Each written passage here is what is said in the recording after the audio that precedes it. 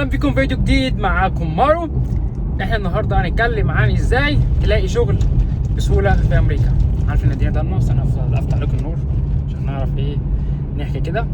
فالفيديو ده هنتكلم ازاي تقدم على شغل، واقول لكم ازاي انا جبت الشغل بتاعي في اول ما جيت امريكا، والحواديت اللي هي في الاول دي اللي هي اصعب فتره تجيب فيها شغل هي الفتره الاولانيه. بعد كده الموضوع بيفتح معاك عادي، خصوصا ان انت يعني بتبقى اتعلمت انجلش والكلام زي كده.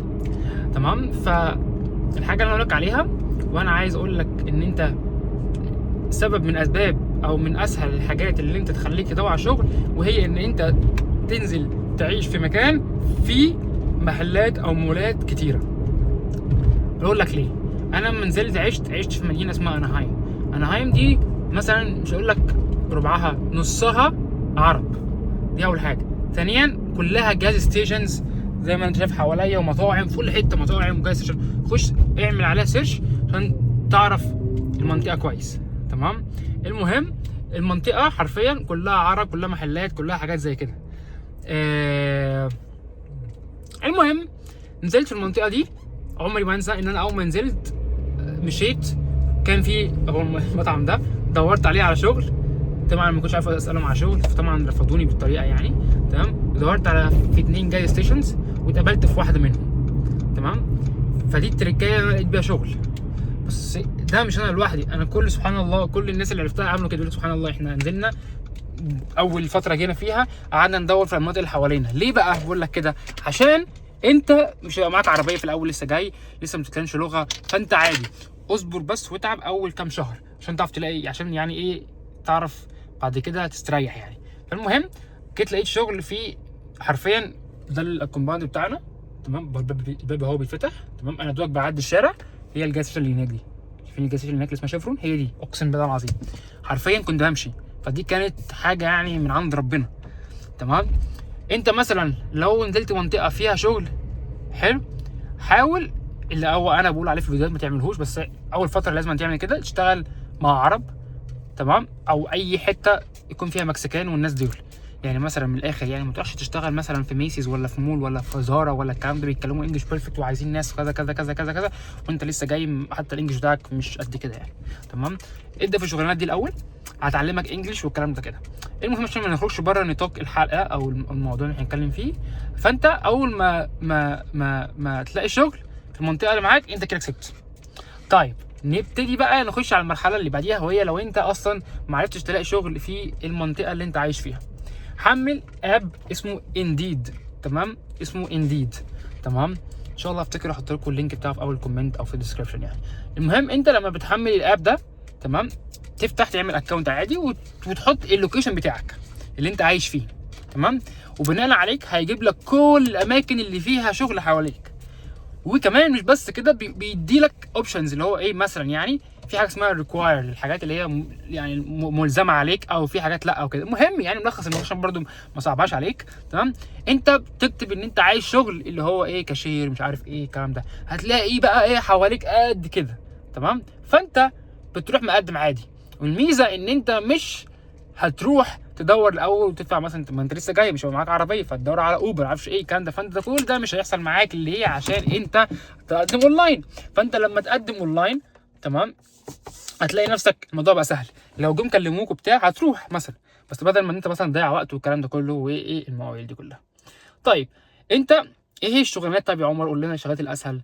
جاز ستيشنز رقم 1، سموك شوبس رقم 2، اي سوبر ماركت زي وولمارت، زي سوبر كينج، زي رالفز، زي الحاجات دي كلها. وانا افضل اللي هي السوبر ماركتات. ليه؟ عشان هتلاقي فيهم ميكس يعني ايه، يعني اجانب، عرب، مكسيكان كده يعني. فانت سبحان الله انا كل شغلانه اشتغلتها لقيت فيها عرب وساعدوني في الاول. تمام.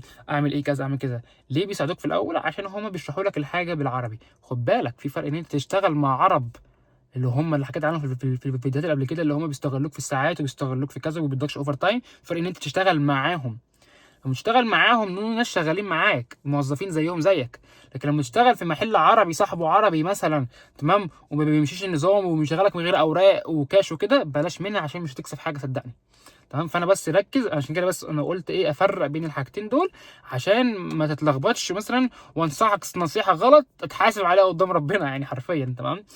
المهم فانت تشتغل مع ناس ولو لقيتهم عرب هم هيساعدوك، اللي هم شباب زي وزيك دول اللي ساعدوني في الشغل. يا عمر ما تعملش كده، ليه اعمل كده كده، بيشرحوا لك الحاجه بالعربي اسهل بكتير جدا خصوصا في البدايات. لكن خلينا نتكلم عن الناس اللي هي بتتكلم انجلش نص نص، اللي هو عارفه تمشي حالها يعني. لو انت بتتكلم انجلش نص نص، حاول تشوف شغلانات اللي هي السيلز اللي هي فيها كوميشن، لو انت بتتكلم انجلش شويه يعني. تمام، ليه زي في ميسيز مثلا، فرافس، لا نورد ستورم، كل الاماكن دي من الاخر يعني، عشان ممكن البراندات دي انت مش تبقى عارفها قوي. دور على المولات اللي فيها حاجات بكوميشن. اكتب اول ما تيجي في امريكا، اول ما تكتب امريكا اي مكان انت تنزل فيه، لو تنزل في نيويورك ايا كان، اكتب على جوجل مول، ماشي، نير مي او نير باي ايا كان، تمام، وحط اللوكيشن بتاعك، هيطلع لك 6000 مول. ساعتها خش شوف ايه الشغلانات مكتوب عليها كوميشن. خش. ليه بقول لك كده؟ الكوميشن بيديك 5% 10% من الحاجات اللي انت بتبيعها، سواء بقى ذهب، عفش، محلات، حاجات اللي هي محلات اللي محل اللي بيبقى حاجات واطباق وكده، كل الحاجات دي بيبقى عليها كوميشن. فانت لما بتشتغلها، انت لو قبضك مثلا في الاسبوعين 1200 1300 دولار، تلاقي نفسك نازل لك 500 600 دولار كوميشن، عملت لك 2000 دولار في الاسبوعين، يعني عملت لك 4000 دولار في الشهر. شفت؟ اتخضيت انت دلوقتي، انا عارف، حسيتك ان عملت 4000 في الشهر. شفت؟ وانت لسه جاي امريكا فرقت، صح؟ فانت ممكن بعديها سنه، وانت مثلا حوشت سنه بالظبط، قعدك سنه تدوس على نفسك، حوشت، هات لك عربيه كاش، اللي هو ايا كان سعرها كام، حوش بس سنه كامله. مش هقول لك طبعا ال 4000 هتحوش 44000 جنيه في 12 شهر، مستحيل يعني. حوش 10000 جنيه، 12000 15000، هات لك عربيه كاش. تقول لي بس انا كده صرفت فلوسي كلها. اسمع، اول ما تاخد العربيه كاش دي، اشتغل وهتجيبها، اشتغل شغلانتين، اضغط على نفسك مثلا سنه تانية. ده انا بتكلم على الناس لو انت جاي بس ايه تشتغل، اوكي؟ ركز بس في الكلام الاول، هشرح لك الحته الجايه بس، تمام؟ هات لك عربيه كاش في السنه دي، انت لو اشتغل شغلانتين هتعمل دبل ال 12000 اللي انت عملتهم. تشتغل اوبر في اجازاتك، انت تبقى شغال 5 ايام مثلا في مكان، طب الخمس ايام دي اشتغل بعديهم كمان بعد الظهر اوبر، وعندك اليومين الاجازه اشتغل اوبر. اقسم بالله العظيم ثلاثه، اقسم بالله العظيم ثلاثه، انت ممكن تطلع لك 8000 9000 دولار في الشهر الواحد، اقسم بالله العظيم، بس لو انت بتشتغل. تمام؟ يعني من الاخر ال 12000 ولا 15000 اللي انت صرفتهم على العربيه الكاش هتجيبهم في شهرين، صح؟ وابتدي تحوش فلوس سنتين. انا لو مكانك يعني، بعد السنتين دول يعني، انت سنه ضيعتها في اول كده في الاول عشان تحوش العربيه، والسنه الثانيه صرفت فلوس، معاك فلوس. انا عايزك خلال السنتين دول تكون متعلم انجلش، ركز، تكون متعلم انجلش، عشان بعد السنتين دول تبتدي تخش جامعه. لما تخش جامعه، طبعا عدد ساعات الشغل بتاعتك هتقل شويه، عشان انت مش بيبقى عندك وقت، عشان انت داخل في جامعه. بس انت هيبقى معاك عربيتك، يبقى بتتكلم انجلش كويس، في خلال سنتين اتعلمت انجلش، يكون معاك فلوس، انت بقالك سنه بتحوش، بتشتغل 8 9000 دولار في الشهر الواحد، صح؟ طبعا مع الايجار ولا حاجه ممكن تحوش لك 3000 جنيه 3000 دولار ولا حاجه. طبعا انا بكلمك لو انت بتشتغل هتحوش، تمام؟ ف 3000 دولار في 12 شهر، قول مثلا حوالي 30000 33000 35000 الرينج ده، دول مش وحشين. طبعا هي صعبه تعملها، بس انا بقول لك لو انت بجد مركز وعايز تعملها، تمام؟ حوش المبلغ ده. انت بقى ايه؟ زي ما حكيت في الفيديو قبل كده، ازاي تاخد فلوس من الجامعه، من الفاينانشال ايد، الكلام ده ارجع بقى في الفيديوهات دي وطبق ازاي تاخد فلوس من الجامعه، زي ما علمتك من الفاينانشال ايد والكلام ده. تلاقي نفسك بتاخد فلوس وبتشتغل وبتدرس في نفس الوقت، تلاقي نفسك بعد 5 سنين انت اتخرجت، معاك شهادتك، معاك عربيتك، بتتكلم انجلش كويس، تبتدي بقى ايه تشتغل بشهادتك، تمام؟ ما انت الشغلانات اللي بقولك عليها في الاول دي انت بس بتظبط بيها حالك، يعني انت مش هتشتغل عليها طول حياتك، انت بس بتظبط بيها حالك، تمام؟ يعني انا معايا اوبر بس خلاص مش هشتغل بيها خلاص يعني، الحمد لله معايا وظيفه كويسه بتدي مرتب كويس، وانا مدير، فالبوزيشن بتاعي كويس الصراحه، تمام؟ في نفس الوقت خلاص ناقص لي ترم واخلص الجامعه بتاعتي، فانا خلاص مش عايز اوبر في حاجه، بس مخليها حاجه على جنب، ما تعرفش ممكن يحصل ايه في يوم من الايام، تمام؟ فده اللي انا عايز اقوله لك في ملخص الفيديو عشان ما اطولش عليك، تمام؟ لكن بالنسبه للشغل انت هتلاقي، بلاش تحط قلق في جواك كده اللي هو ايه، ممكن ما الاقيش شغل، طب انا هلاقي شغل ولا لا، طب ما هم هيشغلوني ولا لا، هيشغلوك. في مكسيكان هنا معهمش اوراق وبيشغلوهم، في عرب هنا ما بيتكلموش انجلش وما معهمش اوراق وبيشغلوهم. ليه؟ عشان امريكا دايما في كل الاماكن هتلاقيهم عايزين شغل، في كل الاماكن هتلاقيهم حاطين هايرنج. لو رحت ان اند اوت، لو رحت برجر كينج، لو رحت ايا كان المكان، ايا كان، تمام؟ كنت اقول ستاربكس افتكرت انها مقاطعه، تمام؟ ايا كان المكان هتلاقي فيه شغل، تمام؟ فما تقلقش، عايزك ما تقلقش نفسك من موضوع الشغل ده خالص، يعني سيبك من موضوع الشغل ده عشان انت هتلاقي، عشان كلنا لقينا، تمام؟ ولكن اللي انا عايز اقول لك عليه، حاول ركز في الحته دي، حاول، تمام، تجتهد اول فتره دي هي الكنز بتاعك، تمام؟ عشان تقعد تحفر تحصل على النتيجه في الاخر بعد ال5 سنين دي او كده يعني. ليه بقول 5 سنين؟ انت ممكن تفتكرها كتير بس هي مش كتيره، زي ما قلت لك قبل كده، 5 سنين انت بتبني نفسك، بتبني الانجليش بتاعك، بتبني علاقاتك مع الناس، بتجيب عربيه، بتجيب بيت مثلا، ولا بتاجر بيت، ولا بتبني الكريدت سكور بتاعك، بتحوش فلوس، بتتخرج من الجامعه. فال5 سنين دي هتعمل فيها كل ده. بعد ال5 سنين بقى هتبتدي تحصد، تحصد ايه بقى؟ انت بعد ال5 سنين هتكون خدت الجنسيه، هيكون معاك شهادتك، هيكون معاك عربيتك، هيكون ما شاء الله معاك فلوس كويسه حوشتها، هتكون اتخرجت، تشتغل بشهادتك، خلاص بقى بتشتغل عايش اكنك مواطن بقى امريكي، معاك جنسيتك، معاك حاجتك، بتروح شغلك بوظيفه بشهادتك، بتاخد فلوس كويسه، تقدر بقى تسافر، تقدر تعمل.